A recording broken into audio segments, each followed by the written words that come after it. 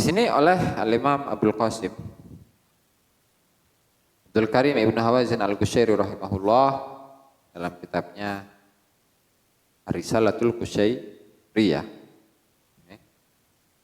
cetakan Darussalam ya, yang tipis, di halaman 39 beliau mengatakan wa min dzalika al-maqam wal maqam ma yatahaqqaqu bihil abdu bimunazalatihi minal adab bima yutawassalu ilaihi binau'i tasarrufin wa yatahaqqaqu bihi bidarbin wa tatallubin wa muqasati takallufin wa muqasati takallufin. Maqam itu adalah satu pencapaian yang dicapai oleh seorang hamba yang berupa adab. Adab. Dengan adab ini dia berupaya, berupaya, berusaha agar adab itu menjadi kebiasaan dirinya. Yang diantaranya adalah ada khauf, rasa takut kepada Allah Ta'ala, kan adab itu. Ada harapan, dia mengharap kepada Allah Subhanahu wa Ta'ala. Dan di antara khauf dengan roja itu harus seimbang. Itu kan. Kemudian dirinya itu merasa dia menanamkan dalam dirinya itu harus taubat dari semua dosa, dari semua keadaan, dari semua hal yang dapat melalaikan dirinya dari Allah Subhanahu wa Ta'ala. Nah, tentu untuk menanamkan nilai-nilai adab ini ke dalam dirinya, itu kan harus memaksakan diri, mencoba secara terus-menerus. Itu kan?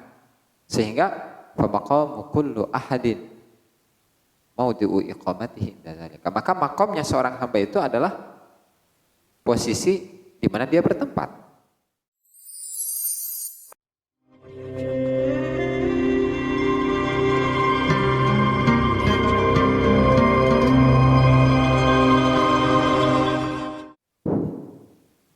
Assalamualaikum warahmatullahi wabarakatuh. Bismillahirrahmanirrahim. Rasulillah Abdillah wa ala alihi washabihi wa la hawla wa la quwwata illa billahi nawina ta'allum wa ta'limun fil intifadha wa tadhkir wal ifadata wal istifadah wal hasanatu billah sunnati rasulih wa du'a ila al huda wa dalalata ala al khair ibtigha'a wajhihi wa qurbihi wa thawabihi subhanahu wa ta'ala. Rabbi shrah li sadri wa yassir li amri wa hlul 'uqdatan min lisani yafqahu qawli, amma ba'du.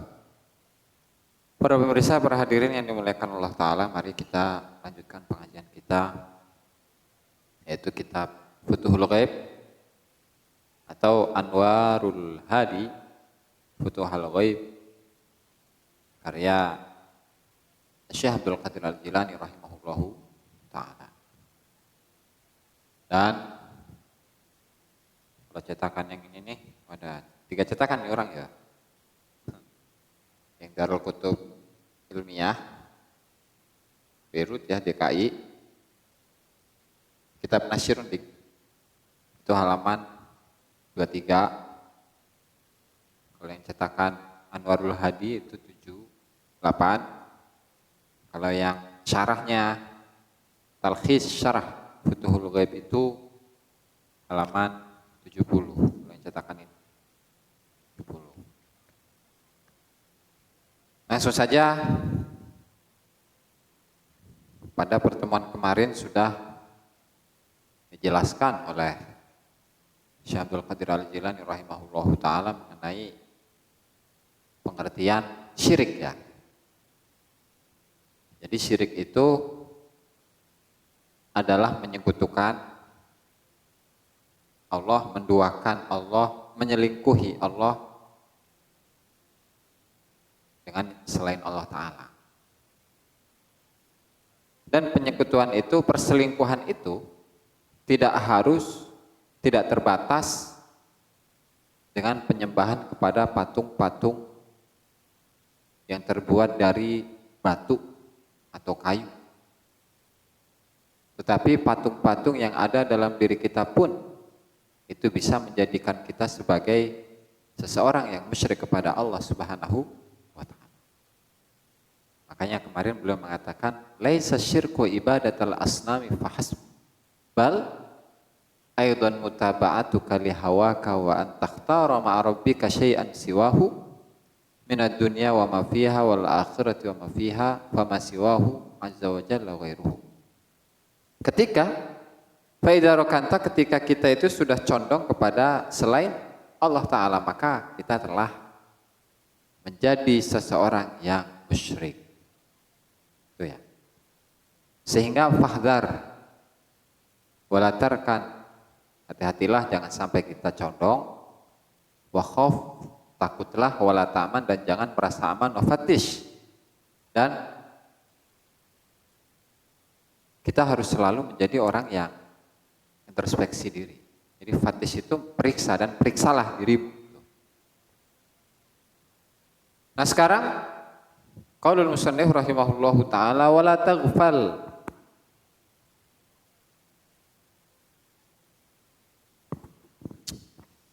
wala taghfal fatatma'in wala tudif ila nafsika halan wala maqam wala tada' syai'an min dhalika fa in mu'tita halan wa qumta fi maqamin aw ittala'ta ala sirrin fala tukhbir ahadan syai'an min dhalika fa inna Allah azza wa jalla kulla yawmin huwa fi syan fi taghyirin wa tabdilin wa innahu yahulu bainal mar'i wa qalbihi fayuziluka amma akhbartu amma ukhbirta bihi wa yughayyiruka amma takhayyalta thabatahu wa baqa'ahu fatakhjalu inda man akhbartahu bidzal.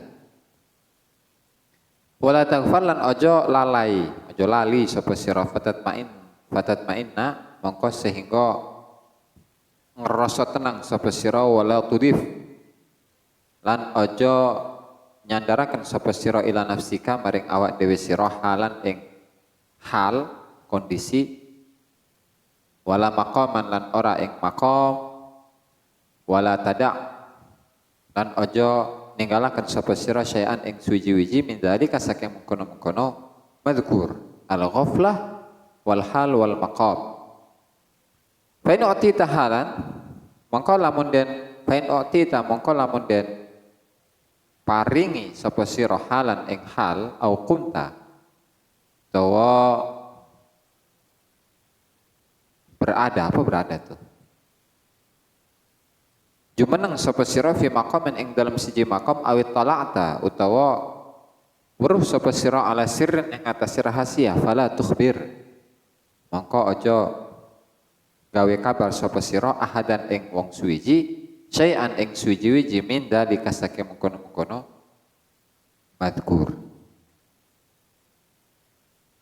Fa innallaha mangko temnestuhne Allah azza wa jalla kulla yaumin ing dalam saben-saben dina huwa ya Allah iku fisyan iku tetep ing dalam tingkah fitagyirin ing dalam perubahan wa tabdilin tegese perubahan pergantian. Wa annahu lan temnestuhne Allah iku yahulu iku ngaling-alingi sapa Allah bainal mar'i ing dalam antarane wong siji wa qalbihi lan ing antarane atine almar'i. Fayuziluka mongko ngilangaken sapa Allah amma saking barang ukhbirta kang den kabari sapa sira. Ukhbirta ya, bukan akhbarta. Ukhbirta kang den kabari sapa sira bihi kelawan ma. Wa yughayyiru kalan ngrubah sapa Allah ing sira amma saking barang takhayyal takang ngekhayal sapa sira sabatahu ing tetepe ma wa baqa'ahu lan kekale ma. Fatakhjalu mongko sehingga mongko isin sapa sira indaman ing dalam sandinge wong akhbar tahu kang awih kabar sapa sira ing man bidzalika kelawan kono-kono ma balik ihfat karksa sapa sira dari kang kono-kono sir fi ka ing dalam awak dhewe sira wala tuaddihi lan aja nyebaraken sapa sira ing sir ila ghairi kamaring saliyane sira. Fa in kana kalau beda bilang ya redaksinya ya. Fa in kana mongko lamun ana, fa in kana mongko lamun ana apa as-sabatu ketetapan wal baqa'u lan kekekalan.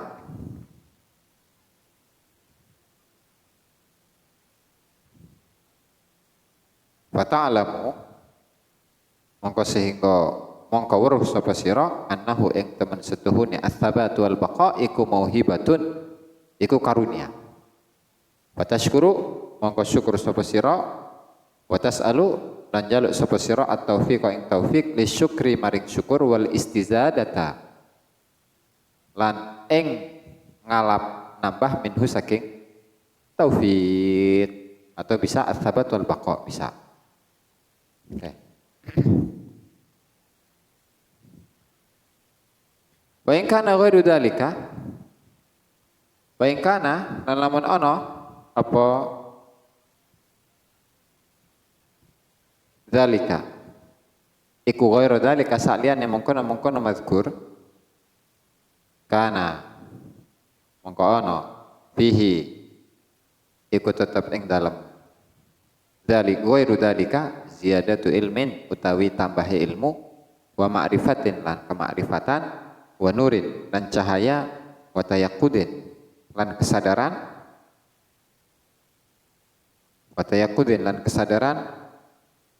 wa ta'dibin lan gawe adab. Qala Allahu azza wa jalla ma nansah min ayatin. Guys,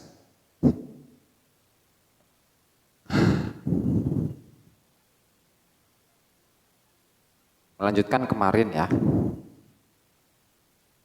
mengenai syirik, dan tadi sekilas sudah dibahas bahwa syirik itu tidak hanya menyembah patung, tetapi menyembah patung yang ada di dalam diri kita pun sama syirik itu.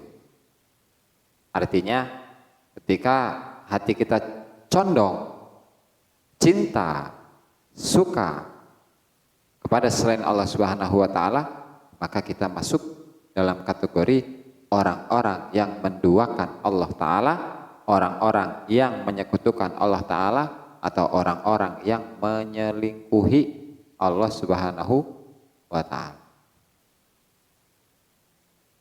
Ini jangan-jangan kita musyrik nih, Bro. Ya karena ini tingkat tinggi. Sebagaimana yang dijelaskan kemarin itu bahwa ini tidak hanya menurut pandangan syariat, tapi menurut syariat, menurut hakikat, menurut makrifat. Sebagaimana yang ditafsirkan di dalam syarahnya gitu ya. Jadi bisyariati wa tariqati wal haqiqati. Gitu. Jadi mensyirikkan hawa nafsu, ya, menyekutukan Allah Subhanahu wa taala dengan hawa nafsu itu sudah ada di dalam Al-Qur'an, ada itu. Kemarin ayat yang kita bacakan ya, afara'aita man ittakhadha ilahahu hawahu. Kemudian wa adallahu Allahu ala ilmin. Tidakkah engkau wahai Muhammad melihat seseorang yang mempertuhankan hawa nafsunya? Ya, dia menyembah mak enggak? Bukan enggak ya. Dia menyembah hawa nafsunya secara hakikat, tapi dia enggak sadar. Contoh, dia ini ditugaskan oleh Allah Ta'ala untuk melaksanakan perintah-perintahnya.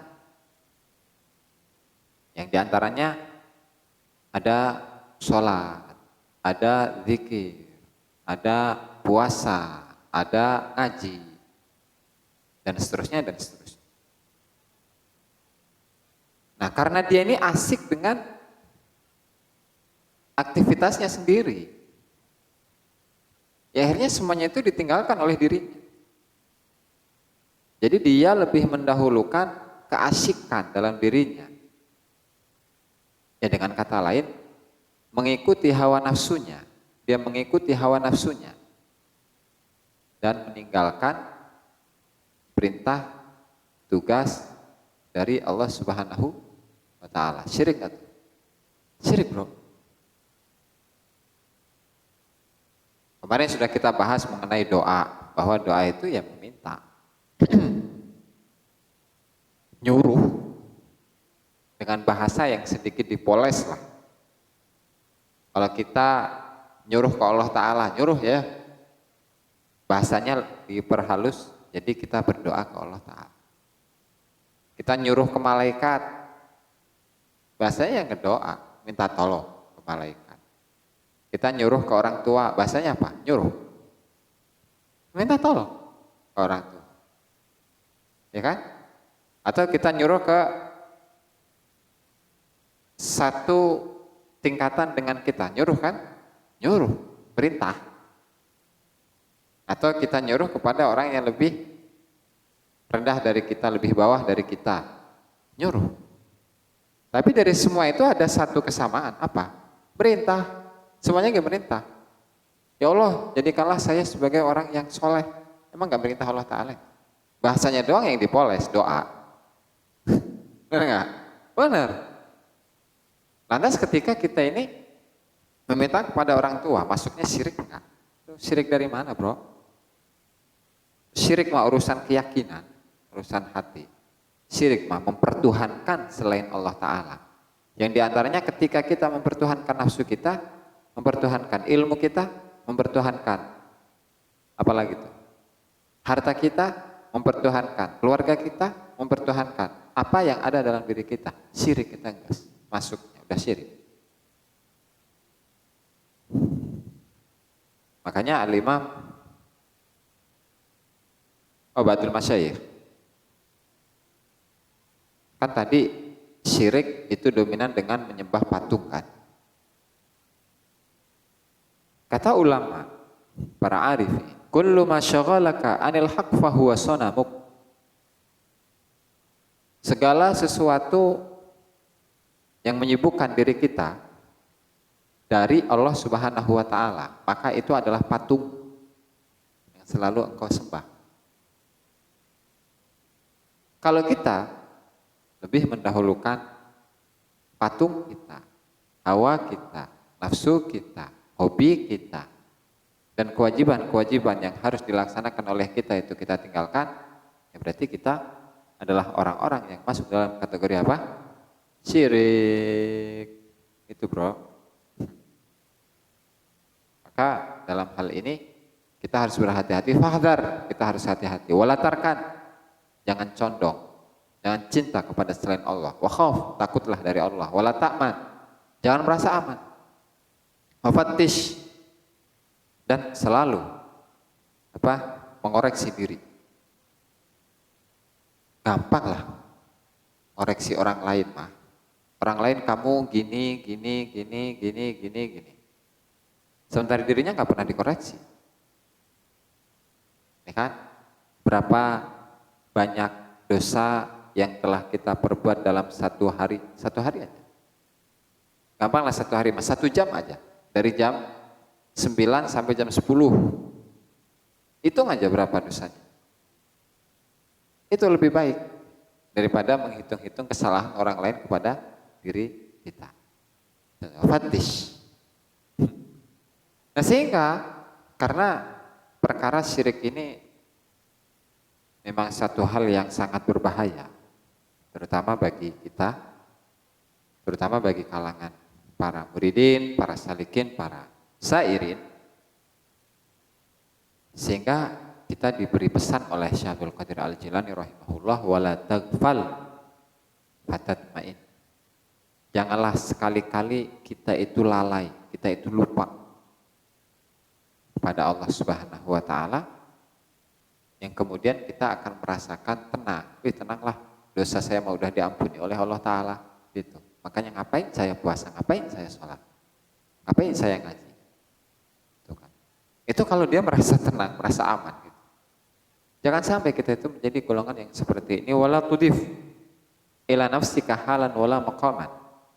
Dan jangan sekali-kali kita ini menyandarkan satu hal dan satu makom kepada diri kita. Apa sih hal dan apa itu makom? Itu sebenarnya sudah dijelaskan pada beberapa pertemuan yang sebelumnya. Ya, hal, apa itu hal? Jauh kita hal. Silahkan kitab Nabi langsung aing bieur. Di sini oleh Al-Imam Abdul Qasim Abdul Karim Ibnu Hawazin Al-Qushairi rahimahullah dalam kitabnya Risalatul Qushairiyah, cetakan Darussalam ya yang tipis, di halaman 39 beliau mengatakan wa min dzalika al-maqam wal maqam ma yatahaqqaqu bihil abdu bi munazalatihi minal adab bima yutawassalu ilaihi bi naw'i tasarrufin wa yatahaqqaqu bihi bi darbin wa tatallubin wa muqasati takallufin wa muqasati takallufin. Maqam itu adalah satu pencapaian yang dicapai oleh seorang hamba yang berupa adab. Adab. Dengan adab ini dia berupaya, berupaya, berusaha agar adab itu menjadi kebiasaan dirinya. Yang diantaranya adalah ada khauf, rasa takut kepada Allah Ta'ala, kan adab itu. Ada harapan, dia mengharap kepada Allah Subhanahu wa Ta'ala. Dan di antara khauf dengan roja itu harus seimbang. Itu kan. Kemudian dirinya itu merasa dia menanamkan dalam dirinya itu harus taubat dari semua dosa, dari semua keadaan, dari semua hal yang dapat melalaikan dirinya dari Allah Subhanahu wa Ta'ala. Nah, tentu untuk menanamkan nilai-nilai adab ini ke dalam dirinya, itu kan harus memaksakan diri, mencoba secara terus-menerus. Itu kan? Sehingga famaqamu kullu ahadin maudi'u iqamatihi inda dzalika. Maka makomnya seorang hamba itu adalah posisi di mana dia bertempat. Wa ma huwa mustaghulun birriyadati lahu, dan satu hal yang membuatnya dirinya menyibukkan diri dengan hal itu. Itu ya, itu untuk untuk makom. Jadi ada makom taubat, banyak sih makom. Kalau di sini mah ada, kalau nggak salah ada 36 versi Syekh Abdul Qasim Al-Qushairi. Itu makom. Nah, kalau hal itu adalah maknanya ridu alal qalbi min ghairi ta'ammudin minhum wala ijtilabin wala iktisabin lahum. Kalau hal itu artinya adalah kondisi. Satu makna yang mendatangi hati tanpa ada kesengajaan, tanpa ada penarikan, tanpa ada upaya. Ya contohnya misalnya ketika dia melihat orang yang sakit, ya kan? Melihat orang yang sakit, nah tiba-tiba dirinya itu menangis tanpa ada usaha, tanpa ada upaya, tanpa ada diresapi terlebih dahulu. Dia melihat orang yang sakit, kemudian dirinya langsung menangis. Ternyata dirinya itu ingat dosa. Dan saya nanti pada ujungnya akan kondisinya akan disamakan dengan orang yang sakit itu. Bahkan ujungnya nanti juga dia itu akan meninggal. Nah, kalau yang ini itu adalah satu kondisi kerohanian yang ada dalam diri seseorang yang tanpa ada proses, tanpa ada upaya. Nah, ketika seseorang mendapatkan makom dari Allah Subhanahu wa Ta'ala, diberi oleh Allah Ta'ala hal atau makom, maka jangan sampai kita ini mengaku-ngaku, oh saya ini makomnya sudah makom taubat, kondisi saya ini sudah soleh, kondisi saya ini adalah seseorang yang sangat perhatian dengan umat, kondisi saya ini adalah seseorang yang memiliki sifat kedermawanan yang luar biasa. Nggak boleh. Ya, kalau berbicara sedekah gitu kan, sedekah itu ya kita kan ngasih ke orang lain, dan memang Allah Subhanahu wa Ta'ala sudah memberikan kepada seseorang itu sesuai rizkinya. Ketika saya memberi rokok tah, kopi tah, ataupun yang lain, itu berarti itu adalah rizki dia, bukan rizki saya. Dan memang Allah Ta'ala menjadikan saya ini hanya sekedar katakanlah tukang nganter, tukang paket, perantara, kayak tukang paket gitu tuh. Jadi misalnya kemarin beli kitab, pesen Shopee, kitab Futuhul Ghaib, tukang anter. Kalau tukang anter itu pasti kan dia akan mengantarkan barang kepada pemesannya atau pemiliknya. Nah begitu juga dengan seseorang yang bersedekah. Ketika kita ini memberikan sedekah, memberikan katakanlah berbagi-bagi rizki lah ke orang lain, berarti itu adalah rizkinya, bukan rizki kita. Karena kita hanya sebagai tukang anter, ya, tukang antar paket gitu tuh. Atau masa tukang antar paket, kamu ini harus hormat ke saya, harus ingat ke saya, karena saya telah nganterin paket kamu. Pantas nggak yang kayak gitu? Nggak pantas bro. Karena dusun sama. Dan otomatis orang yang sedekah itu masa perlu diumumkan ke sana kamari, lihat saya ini sedekah. Pengumuman, bapak-bapak, ibu-ibu di kampung Pasir Angin, di desa Cenangka, di kecamatan Cenangka. Bapak-bapak, ibu-ibu harus tahu bahwa saya ini bersedekah kepada fulan sekian puluh ribu. Itu izin bro. 1 M rada kaharti gitu. Cuma 10.000 jing. Izinkan. Ya nggak perlu. Ya karena yang menilainya ya Allah Subhanahu wa Ta'ala. Dan memang itu adalah rizki dari orang yang diberi, bukan rizki kita itu. Nah, sehingga dari hal ini kita jangan sampai mengaku-ngaku amal perbuatan, amal kebaikan apapun yang telah kita perbuat. Oke, selanjutnya fa'in u'ti tahalan. Ini bagi golongan-golongan tertentu. Ketika engkau itu diberi satu kondisi kerohanian yang luar biasa, aukum tafi maqamin, atau engkau ditempatkan oleh Allah Ta'ala dalam satu tempat, awit talak ta'ala sirrin, atau Allah Ta'ala memberitahukan kepadamu sebuah rahasia tentang ilmu Allah, fala tukhbir ahadan syai'an bidzalika.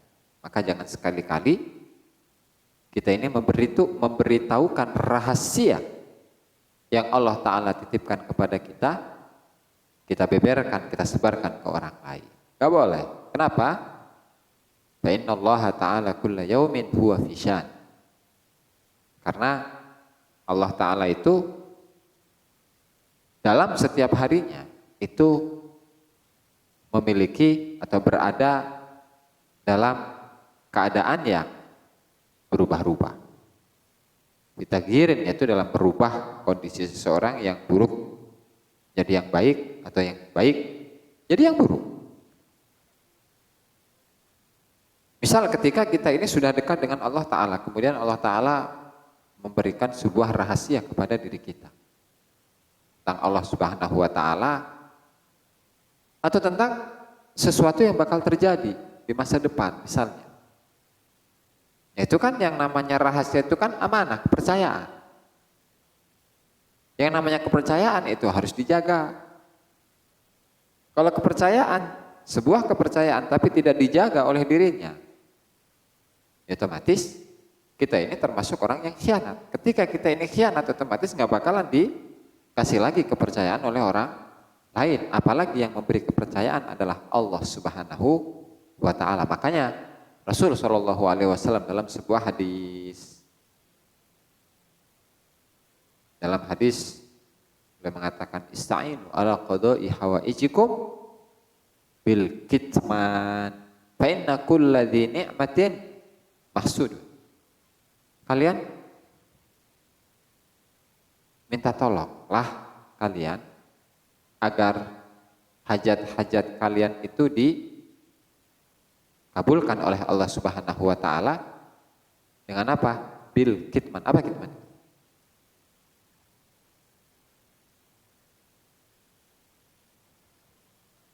Lawan dari balaghah. Sifat wajibnya Nabi itu apa bro? Tabligh, lawan dari tabligh.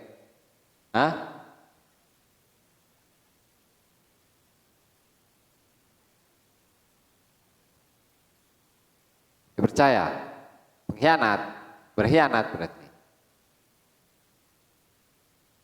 Tabligh kita menyampaikan. Berarti sebaliknya apa?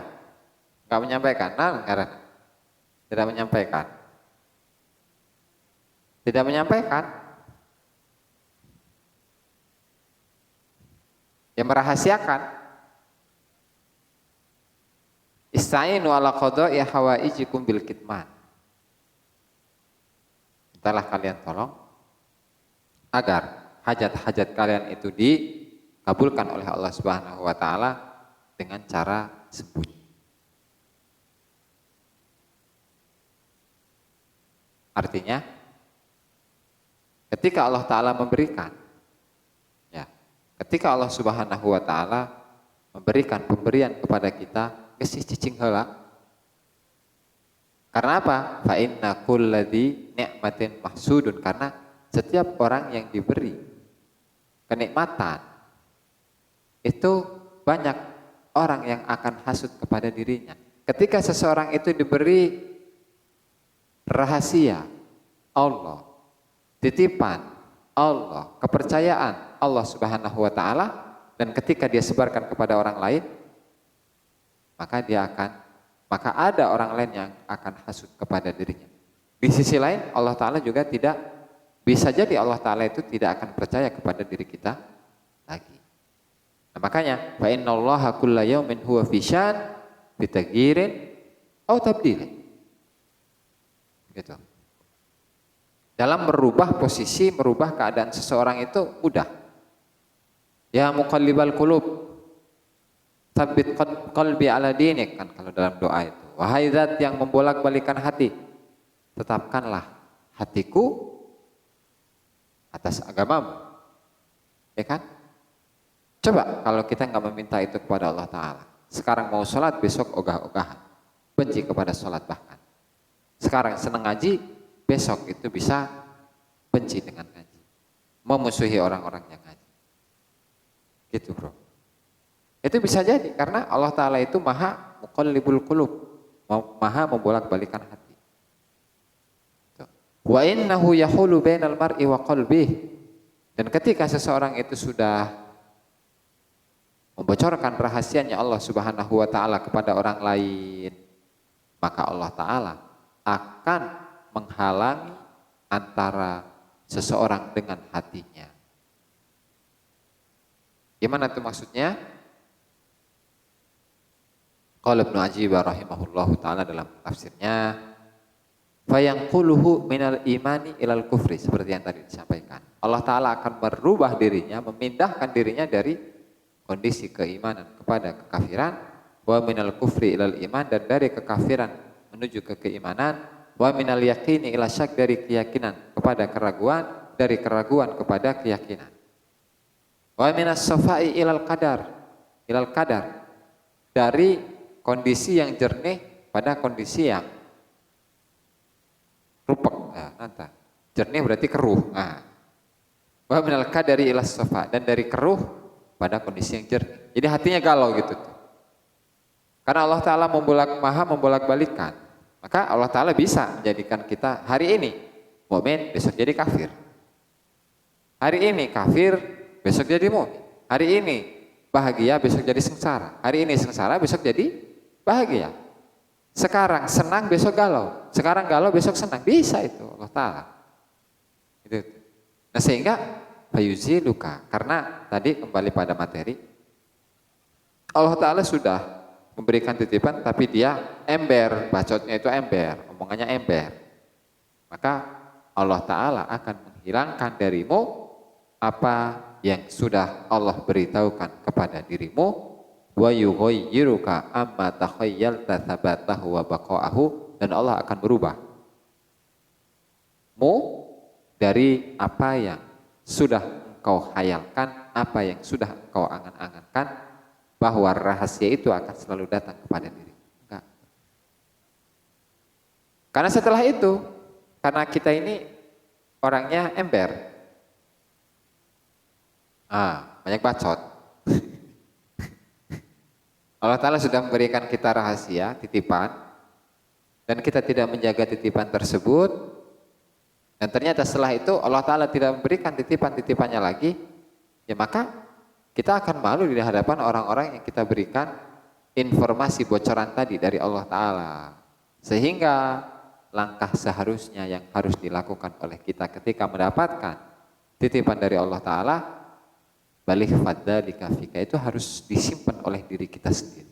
Wala tu'addihi ila ghairika, jangan sampai kita bocorkan kepada selainmu. Titik. Fa in kana tsabat wal baqa fata'lam. Nah, ketika memang kondisi kita itu sudah sudah kuat, sehingga dari sisi dari sisi tadi kepercayaan Allah Ta'ala yang sudah percaya pada kita, dan rahasia itu secara terus-menerus diberikan oleh Allah Ta'ala kepada diri kita, fata'lam annahu mauhibatun. Maka dari situ kita akan sadar bahwa titipan itu merupakan mauhibah, karunia dari Allah Subhanahu wa Ta'ala, fatashkur, sehingga kau itu syukur, wa tas'alut taufiq, dan kita harus meminta kepada Allah untuk diberi taufik lisyukur, untuk bersyukur. Subscribe, like, dan komen di bawah ini. Nah, jika teman-teman ada unek-unek, ada pertanyaan dan lain sebagainya, silahkan tinggalkan pesan di kolom komentar di bawah ini. Terima kasih sebelumnya. Assalamualaikum warahmatullahi wabarakatuh.